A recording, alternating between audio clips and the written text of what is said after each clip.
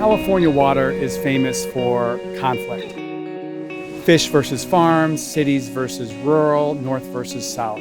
And too often that has defined how we manage water in the past.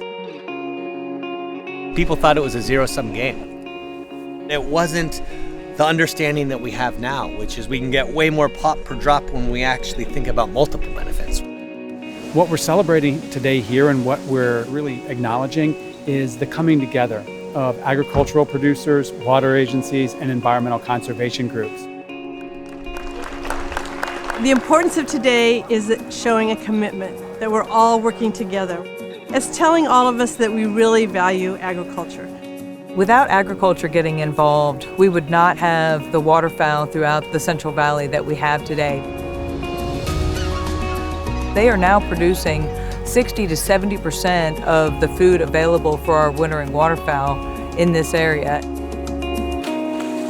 A lot of credit to the duck guys for starting to incorporate ag lands into habitat and showing how it can be habitat. We've really tried to take that model and apply it to fish. Rice growing in Sacramento Valley is not a bad thing. It's actually a pretty good thing. This industry is part of a solution. 30 years ago, farms were just starting to integrate to move away from burning the rice stubble to flooding.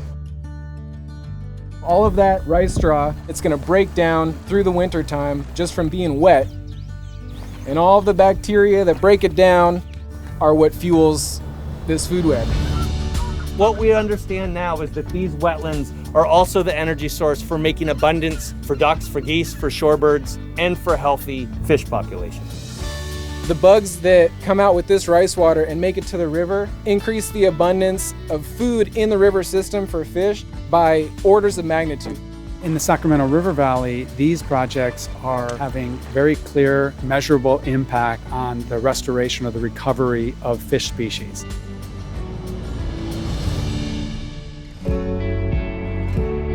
This MOU is extremely important to the future because it's going to allow fish, fowl, farms, and water all to survive together, and not just to survive, but to thrive.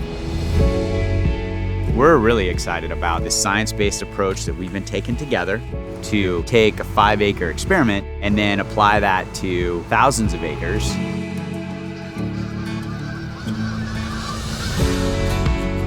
We're going to be able to use our farm fields to create multiple benefits for all wildlife and continue that well into the future.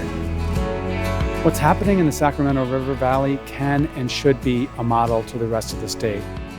What we're showing is that endangered species aren't an inevitable consequence. People can live with nature.